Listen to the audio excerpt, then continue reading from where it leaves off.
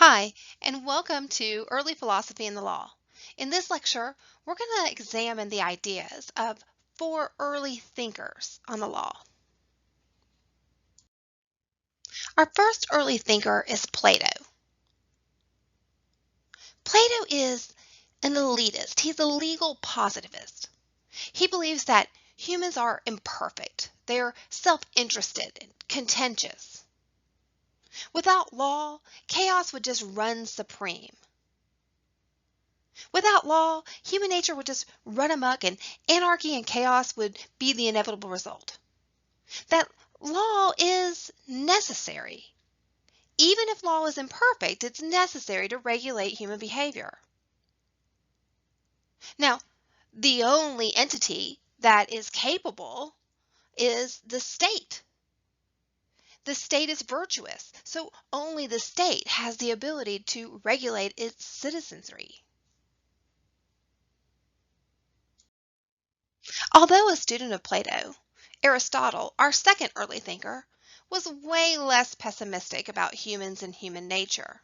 He assumed that the state was created not only so that individuals could simply live, but that they could live well. He favored an egalitarian system in which the lawmakers would be subservient to the law. See, Aristotle knew that lawmakers and the state tended to favor their own interest, and he warned that lawmakers really must guard against these tendencies. The goal of law and lawmakers should be to provide the greatest happiness for the greatest number of people.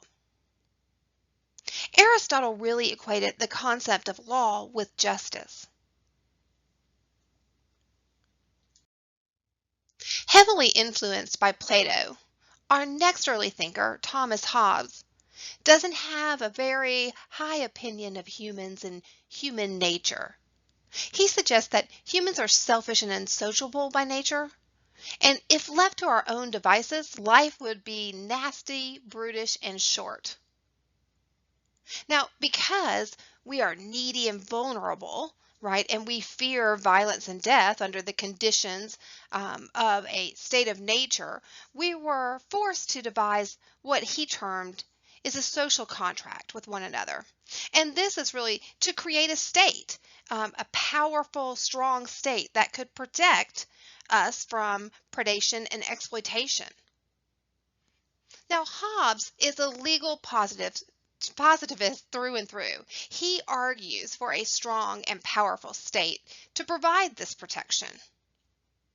And the citizenry, he says, are morally obligated to obey based on this social contract. Our last early thinker is John Locke. Now, John Locke held a much more optimistic view of human nature than Thomas Hobbes and suggests that the state of nature holds natural laws that are based on moral obligations. Humans come into the world as blank slates. What we become entirely depends on how our past interacts with our present.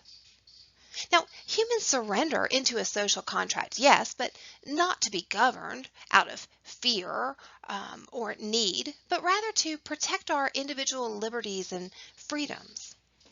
Furthermore, since the social contract is entered into freely, it can be broken by the governed if the state doesn't maintain its part. It's really an idea that became principal to the early American colonists and later to the framers of the U.S. Constitution.